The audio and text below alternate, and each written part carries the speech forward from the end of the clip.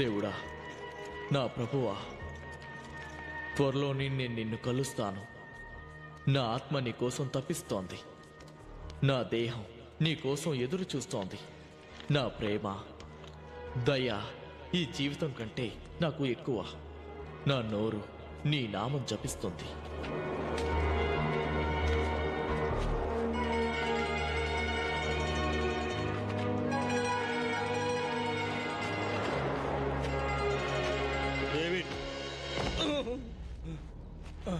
అతనేడి?